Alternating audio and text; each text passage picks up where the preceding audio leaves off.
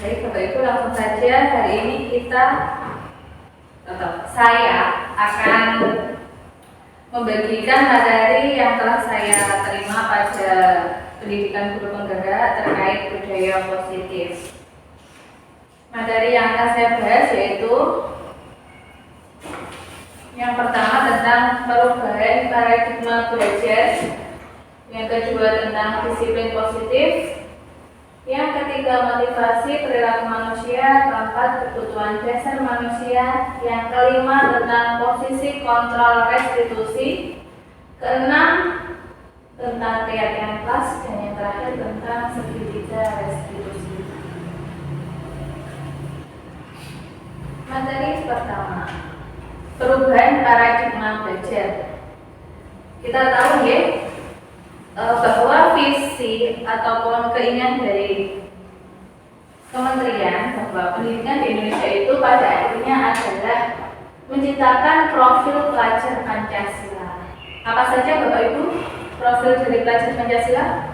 Pertama dimensuriasi itu dari mandiri. Nah, terlihat ya. Yang pertama yaitu beriman kepada Tuhan dan berakhlak mulia. Yang kedua kebinekaan global. Yang ketiga gotong royong.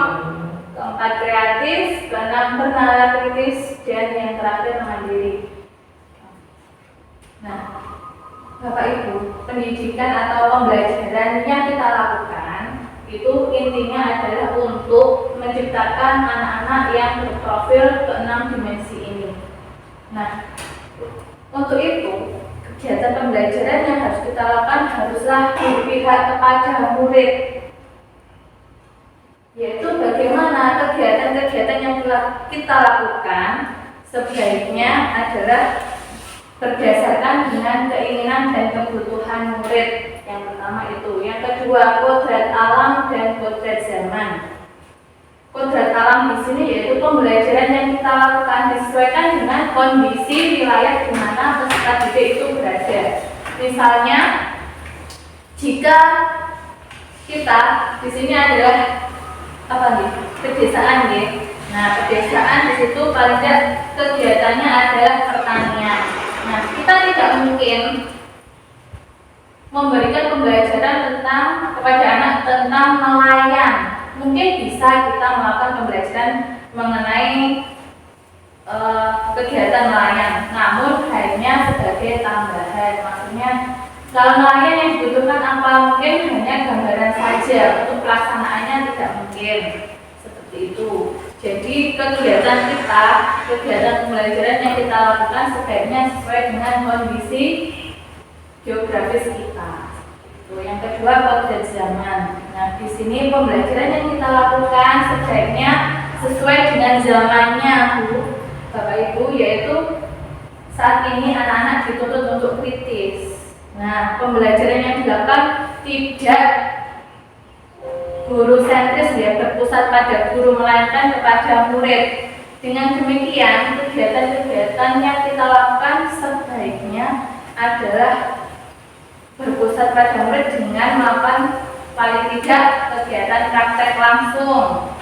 Jadi guru tidak hanya memberikan teori saja, melainkan memberikan praktek langsung. Yang terakhir yaitu pendidikan kita adalah memuat tentang budi pekerti. Selain kita memberikan materi, kita juga memberikan pembelajaran tentang budi pekerti, yaitu seperti yang telah kita lakukan dengan pembiasaan-pembiasaan. Selanjutnya, nah, dalam paradigma pembelajaran kita kenal dengan teori stimulus respon dan teori kontrol. Nah, di sini terlihat bahwa realitasnya kebutuhan manusia itu sama menurut teori stimulus respon. Tapi kenyataannya yang dibutuhkan kita itu berbeda. Okay? Contohnya apa?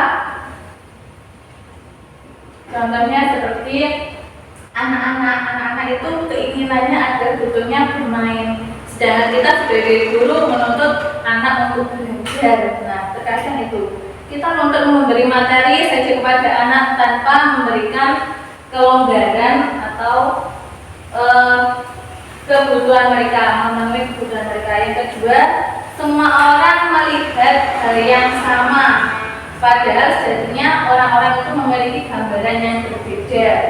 Nah, kita tahu bahwa masing-masing anak karakternya berbeda. Nah, untuk itu pemberian stimulus-stimulus sebaiknya juga berbeda. Yang ketiga, kita mencoba mengubah orang agar berpandangan sama dengan kita. Ini yang seringkali kita lakukan untuk menilai orangnya. Sebetulnya kita itu berusaha memahami pandangan orang lain tentang dunia. Ini masing-masing orang berbeda, juga kita harus memiliki pandangan yang seperti itu. Yang kedua, orang lain bisa mengontrol saya. Nah, menurut pandangan kita itu bisa dikontrol nggak dengan orang lain? Bisa tidak? Tidak, betul. Karena orang lain itu hanya orang itu sendiri yang bisa mengontrol. Seperti kita adanya saya saja meminta Bapak Ibu hari ini tolong ya berpakaian batik apa seperti itu. Namun pada kenyataannya kebutuhan kita berbeda. Ada mungkin yang belum disetrika jadi tidak bisa. Nah, seperti itu nggih. Yang selanjutnya yaitu pemaksaan ada pada saat rujukan gagal. Nah, padahal kolaborasi dan konsensus itu menciptakan pilihan-pilihan baru. Nah, saat kita meminta anak atau peserta didik kita seperti ayo kita praktek, hari ini kita kumpul. Nah, ternyata ada, meskipun kita memberikan iming-iming nanti ada snacknya loh ya, ada kegiatan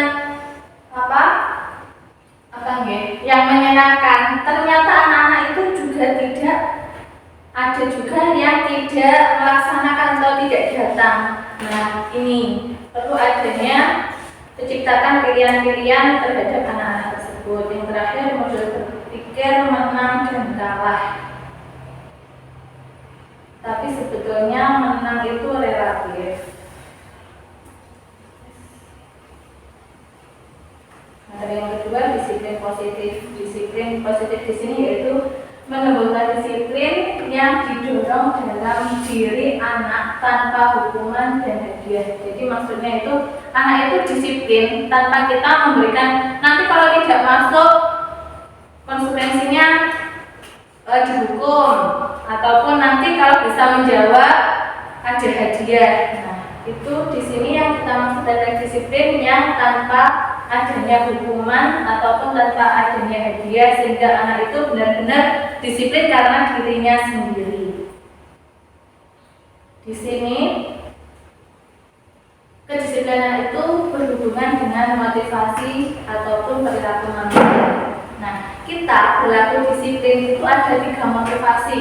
Yang pertama, menghindari ketidaknyamanan atau hukuman. Jadi kita menaati aturan itu karena pengen tidak dihukum. Nah, itu motivasi yang pertama. Yang kedua, mendapatkan imbalan atau penghargaan dari orang lain. Nah, di sini seperti kita mengerjakan PR atau anak-anak mengerjakan PR ada karena nanti kalau nilainya bagus pasti ada hadiah.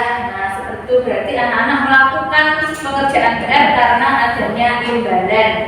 Yang ketiga, motivasi yang ketiga yaitu menjadi orang yang mereka inginkan, yaitu menghargai diri mereka sendiri dengan nilai-nilai yang mereka percaya. Nah, ini disiplin dari motivasi dari diri mereka, yaitu untuk melaksanakan aturan karena mereka ingin mereka dipercaya. Nah, berkaitan dengan motivasi perilaku, kita lanjut ke materi kebutuhan dasar manusia. Nah, ini Bapak Ibu. Pada dasarnya kebutuhan manusia itu ada 5, yaitu yang pertama bertahan hidup, yang kedua mendapatkan kasih sayang dan rasa diterima, yang ketiga kebebasan, yang keempat kesenangan, dan yang kelima penguasaan. Nah, yang pertama bertahan hidup. di sini manusia itu pada dasarnya butuh makan, minum, pakaian. Nah, itu termasuk kebutuhan bertahan hidup. Yang kedua, kebutuhan akan rasa sayang dan rasa diterima. Kita semua itu butuh bahwa keberadaan kita itu dihargai oleh orang lain, diterima oleh orang lain. Itu. Yang kedua, kebebasan. Nah, kita tidak ingin dikekang di intinya, bebas. Maksudnya kebebasan seperti itu. Yang keempat, kesenangan, yaitu dapat bersosialisasi dengan teman-teman, kemudian tertawa bersama seperti itu. Yang terakhir adalah penguasaan. Penguasaan di sini yaitu diakui kompetensinya. Yang dimaksud seperti itu. Terakhir, posisi kontrol restitusi. Nah, ada yang tahu arti restitusi?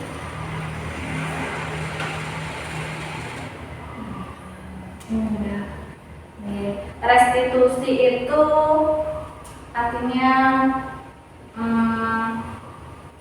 proses dialog biasanya dilakukan oleh siswa dengan guru untuk mencapai kesepakatan dalam memperbaiki kesalahan.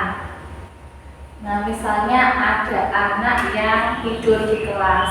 Nah, di situ anak itu diajak ngobrol dengan gurunya untuk kesalahan itu ini secara anak-anak itu secara kesadaran diri mereka menyadari kesalahannya. Yang kedua, menanyakan tentang keyakinan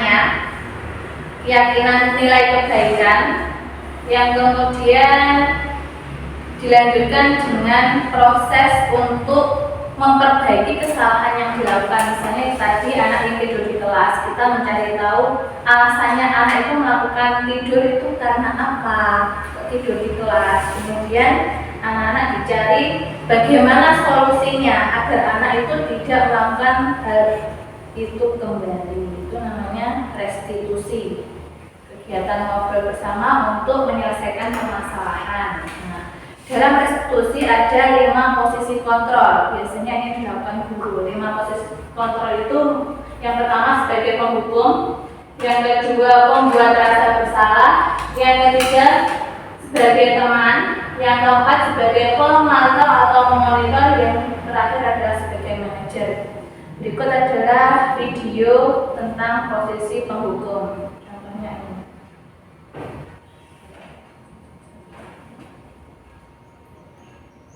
Tidak terdengar ya?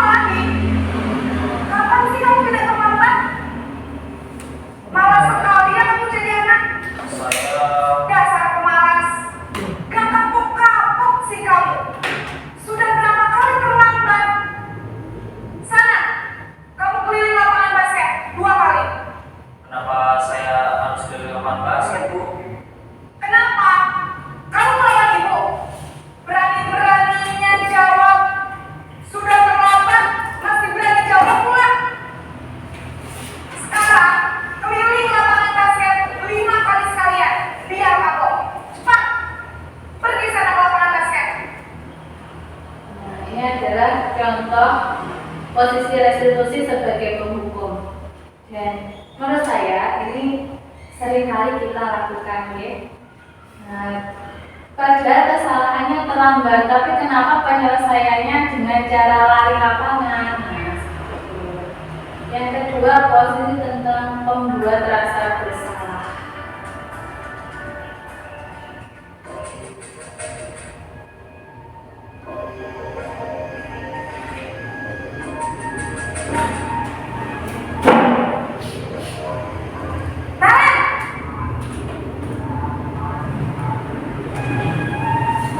Selamat pagi, Bu.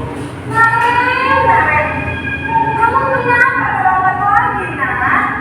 Ya Tuhan, Naren, kamu senang ya bikin ibu susah ya? Kalau kamu terlambat lagi, nanti ibu yang ditegur bapak kepala sekolah, nak. Disangka ibu tidak bisa membina kamu. Duh, gimana ini? Maaf, Bu. Duh, Gusti Naren, kamu suka ya kalau ibu ditegur bapak kepala sekolah?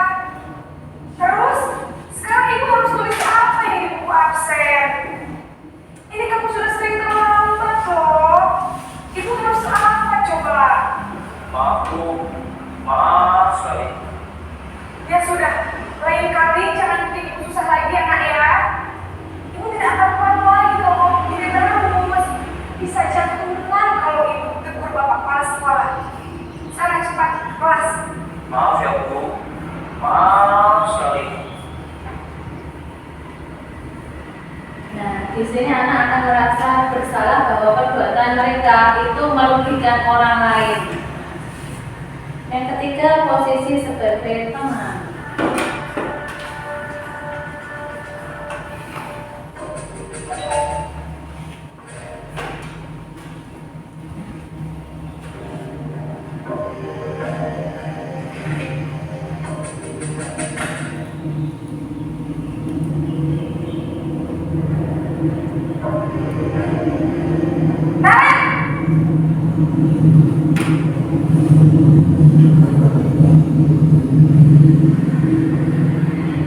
Selamat pagi, Bu. Wah, sudah jam berapa ini, nak? Terlambat lagi ya saya. Iya, Bu. Habis ibu saya lupa membangunkan saya, Bu. Kamu malah menyalahkan ibu kamu. Kamu bukannya anak yang larinya paling kencang. Kok terlambat sih? Iya, Bu. Saya memang lambat bangun tadi. Jadi, biarpun saya lari kencang, tetap gak kejar, Bu. Ya sudah, Sarah. Nanti lain kali larinya lebih kencang lagi ya. Biar gak terlambat lagi. Bikin seneng ibu. Demi ibu. Bisa kan?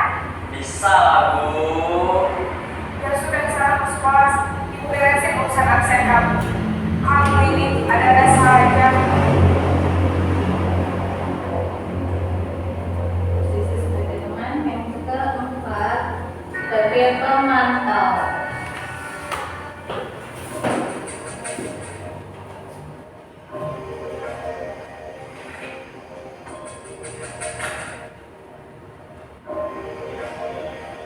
Naren!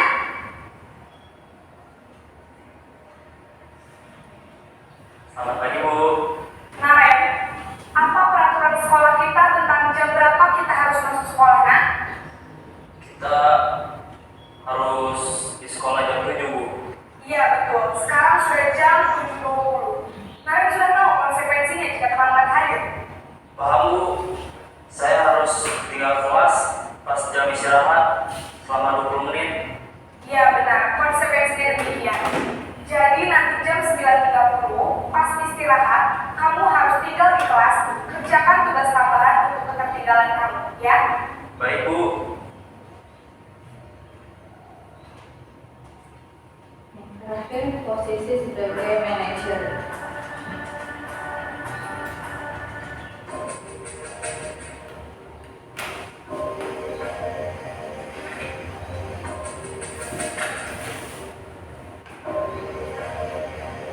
Naren!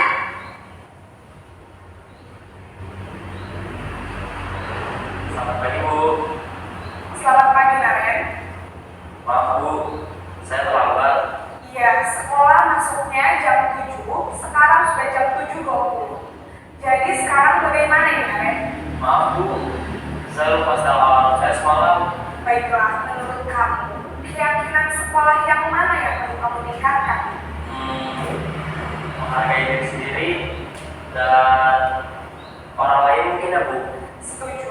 Jadi, apakah Naren meyakini prinsip saling menghormati tersebut? Iya Bu, saya meyakininya. Apakah Naren bersedia memperbaiki masalah keterlambatan ini? Bersedia Bu. Bagaimana kamu akan memperbaiki masalah keterlambatan ini? Saya akan coba untuk tidak lupa menyetel alarm saya Bu. Baik, kalau Naren mau menyetel alarm di rumah, ada orang yang kira-kira bisa bantu mengingatkan tidak? Ada Bu, kakak saya, Kak Emma. Ada lagi selain Kak Emma? Selain Kak Emma, ada ibu saya. Baik, jadi yang mengingatkan Naren adalah Kak Emma dan ibu kamu ya? Kira-kira akan mulai sealarm kapan nih Naren? Setelah pulang sekolah, akan segera saya lakukan. Baik, jadi Naren akan setel alarm untuk bangun besok pagi dan akan diingatkan oleh kakak dan ibunda Naren ya. Ada lagi yang mungkin perlu dilakukan Naren agar tidak terlambat bangun lagi. Tidak ada Bu. Baik Naren, terima kasih untuk kerjasama kamu. Sekarang kamu perlu kembali ke kelas untuk belajar. Baik Bu, terima kasih. Itu kesimpulan terkait 5 posisi kontrol tadi. Nah, menurut motivasi, posisi kontrol pendukung dan membuat merasa bersalah itu termasuk motivasi eksternal yang berperilaku kontrolnya negatif. Kenapa? Karena di situ guru berbuat menghardik, menunjuk-nunjuk, menyakiti dan menyindir. Sedangkan membuat merasa bersalah itu guru hanya berceramah, kemudian menunjukkan kekecewaan yang mendalam. Untuk posisi teman, perbuatan guru yaitu membuat alasan untuk murid-muridnya.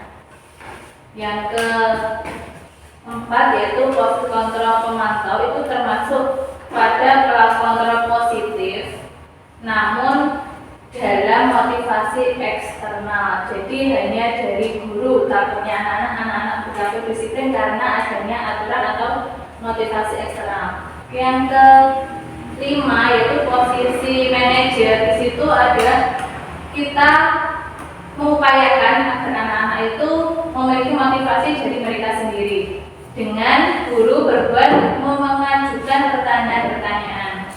Kemudian dari ini guru, perkataan guru mengenai penghukum yaitu kalau kamu tidak melakukannya saya akan, jadi kita sudah menjudge dulu hukuman-hukuman. Yang kedua, pembuat merasa bersalah, yang dikatakan dulu kamu sudah menyewakan bapak ibu. Nah, untuk yang teman, lakukan demi bapak ibu, berarti anak itu jika kita berkata seperti itu, jadi anak-anak hanya kepada guru itu saja manute seperti itu.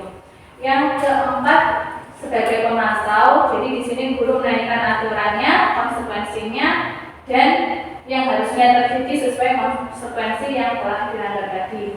Sedangkan sebagai manajer, perkataan guru yaitu menanyakan apa yang diyakini, berarti kebaikan-kebaikan yang menurut dia sudah yakini, kemudian menanyakan bagaimana cara memperbaikinya dengan hal-hal atau pemikiran dari mereka sendiri. Hasilnya, kalau kita memposisikan diri kita sebagai penghukum, hasilnya yaitu anak menjadi pemberontak, pendendam, dan menyalahkan orang lain. Sebagai pembuat merasa bersalah itu nanti anak akan menyembunyikan atau menyangkal atau berbohong. Sebagai teman, anak-anak itu nanti akan memiliki ketergantungan pada kita. Pokoknya kalau bukanya penak, kalau bukanya. Kalau pemantau berarti menyesuaikan bila diawasi. Jadi anak-anak akan disiplin kalau kita mengawasi saja. Sedangkan kalau kita memposisikan kepada manajer, itu sesuai hasilnya yaitu menguatkan watak atau karakter anak. Kemudian dari segi murid, saya tidak peduli untuk merasa bersalah, maafkan sebagai teman, saya pikir bapak atau ibu adalah teman saya. Sebagai pemantau, saya akan dapat berapa bintang kalau melakukan hal tersebut, ataupun apa yang akan saya dapat jika saya disiplin. Sedangkan sebagai manajer, bagaimana cara memperbaiki keadaan, terus kemudian anak-anak akan berpikir bagaimana cara memperbaiki masalah. Dampaknya, jadi ini, jika guru memposisikan sebagai penghukum, dampaknya anak akan mengulangi kesalahan itu berkali-kali. Perilakunya menjadi lebih agresif. Sedangkan membuat masalah, anak akan merasa rendah diri, kemudian merasa gagal dan tidak berharga. Dampak bagi murid, jika kita memproseskan sebagai teman, yaitu dampaknya tergantung, tidak mandiri dan tidak bisa memutuskan. Sebagai pemantau, dampak pada murid yaitu menitik beratkan pada diri sendiri, mendapatkan hadiah ataupun mendapatkan hukuman. Yang terakhir, jika kita memposisikan sebagai manajer, dampaknya murid akan bisa mengevaluasi dirinya sendiri, terus tahu bagaimana cara menjadi lebih baik. Kalau dihubungkan dengan dunia berkualitas, berarti murid meletakkan guru di luar dunia berkualitas. Begitu juga dengan sebagai pembuat merasa bersalah dan sebagai teman. Untuk pemantau, kita sudah masuk dalam dunia kualitas mereka, dan sebagai manajer, diri mereka sendiri yang merupakan individu positif dalam dunia berkualitas. Nah, dalam mewujudkan disiplin positif, kita tahu apa yang namanya keyakinan kelas. Keyakinan kelas itu yaitu sesuatu yang kita yakini, kita percayai. Langkah-langkahnya yaitu yang pertama, kita mendiskusikan peraturan yang perlu kita taati di dalam kelas bersama siswa. Yang kedua, mengubah peraturan menjadi kalimat positif. Misalnya, jangan membuang sembarangan, membuang sampah sembarangan. Nah, itu diubah menjadi kalimat positif, yaitu buanglah sampah pada tempatnya. Yang ketiga, mencarikan peraturan yang menjadi nilai kebajikan. Nah, dari membuang sampah itu, nilai apa yang kita dapatkan? Nilai positif apa? Tujuannya yang diharapkan dari membuang sampah itu tadi apa? Nah, itu termasuk dalam nilai kebajikan. Kemudian mengubah peraturan menjadi kalimat yang lebih positif. Setelah itu berdiskusi mengenai peran seluruh warga kelas. Dan yang terakhir, meninjau ulang kembali keyakinan kelas dari waktu ke waktu. Nah, ini Bapak Ibu, nilai-nilai kebajikan. Contoh-contoh nilai kebajikan: percaya diri, jujur, damai, toleransi. Ini kegiatan yang pernah saya lakukan dengan anak-anak kemarin, yaitu membuat keyakinan kelas yang diawali dengan anak-anak menuliskan peraturan kelas yang mereka ketahui ataupun yang akan diterapkan. Kemudian kita mengubahnya ke dalam kalimat positif dan dilanjutkan memilih kata kebajikan. Setelah yang terakhir itu adalah menyepakati nilai-nilai tersebut. Sekarang segitiga restitusi. Nah, ini yang sesuai dengan materi sebelumnya mengenai membantu siswa atau dialog dengan siswa. Itu kegiatannya yaitu menstabilkan identitas. Nah, sebagai guru kita awalnya itu menstabilkan identitas. Kita mengenai permasalahan yang telah dilakukan, kemudian memvalidasi tindakan yang salah. Di sini kita menanyakan alasan dibalik mereka melakukan kesalahan, dan yang terakhir menanyakan keyakinan. Di sini kita membagikan kepada siswa nilai apa yang sudah baik dari mereka, yang sudah mereka yakini, dan kemudian yang terakhir menanyakan bagaimana cara memperbaiki kesalahan yang mereka perbuat. Berikut adalah video penerapan segitiga restitusi.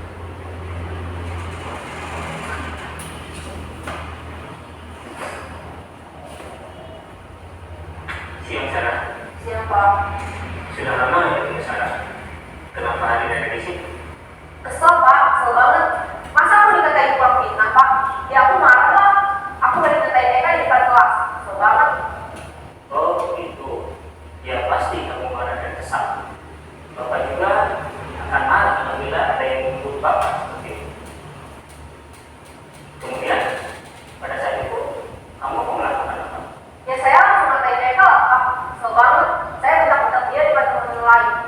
Oh gitu.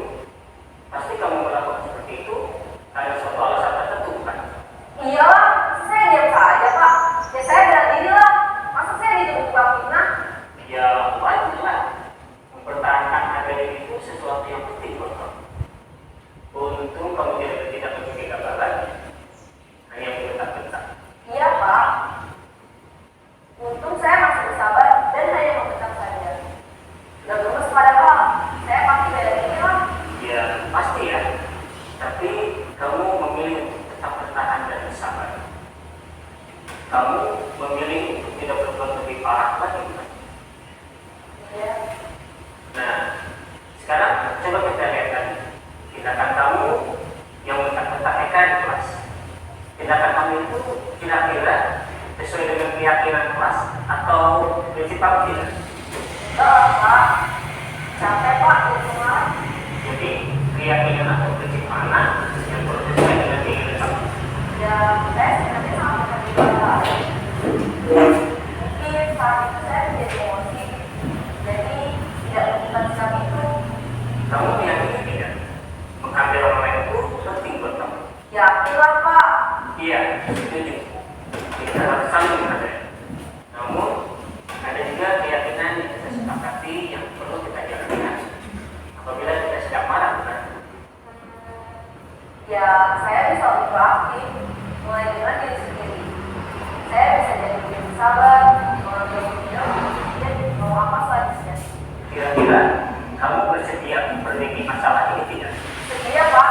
Kalau kamu memperbaiki masalah ini, kamu harus menjadi orang yang siapa? Saya akan menjadi orang yang bertanggung jawab ya Pak. Dan senantiasa proaktif. Iya, menurut kamu bagaimana rasanya menjadi orang seperti itu? Ya nyaman lah. Bangga bisa bersahabat. Baiklah kalau begitu. Yuk kita pikirkan bagaimana memperbaiki masalah ini.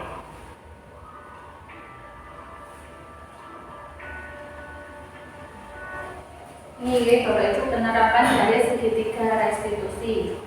Nah, menurut Bapak itu posisi kontrol apa yang diterapkan oleh guru tadi? Manajer. Iya betul, sebagai manajer. Jadi di sini kita itu menggali atau Bapak guru itu tadi menggali alasan dibalik dia berlaku atau mengatai-ngatai temannya. Nah di situ juga anak diajak berpikir bagaimana cara menyelesaikan permasalahan yang telah dilakukan dengan cara mereka sendiri. Nah, dari sini kita dapat menarik kesimpulan bahwa dari kelima posisi kontrol tadi, menurut Bapak Ibu yang paling bagus itu yang mana? Manajer. Sebagai manajer. Nah, sebagai manajer. Kira-kira kalau kita melakukan atau menerapkan itu dalam kehidupan sehari-hari bisa nggak? Kalau muridnya seperti itu bisa. Kalau muridnya siswa SD Karena posisi kita tadi naik turun, terkadang sebagai penghukum, tergantung anak yang kita hadapi. Namun menurut teori tadi lebih baik adalah sebagai manajer. Baik. Terakhir, terima kasih. Ya, sebentar. Iya Pak, sudah yang terakhir. Dari sini ada yang Bapak Ibu tanyakan? Tidak, kita tadi membahas apa saja Bapak Ibu? sedikit restitusi. Yes, tiga restitusi. Yang kedua, 5 posisi kontrol. 5 posisi kontrol. Apalagi? Dimensi apa namanya? Iya, tentang paradigma belajar. Kemudian 5 kebutuhan dasar manusia dan motivasi dasarnya kita melakukan sesuatu. Ada apa saja Mam? Motivasi manusia tadi ada apa saja? Agar yang pertama terhindar dari hukuman. Yang kedua, karena adanya imbalan ataupun penghargaan. Dan yang terakhir, karena keinginan dari dalam diri kita sendiri. Demikian Bapak Ibu materi yang saya sampaikan. Semoga dapat kita terapkan dalam kegiatan pembelajaran. Terakhir saya ucapkan terima kasih sudah sampai akhir mengikuti kegiatan saya. Assalamualaikum warahmatullahi wabarakatuh. Waalaikumsalam.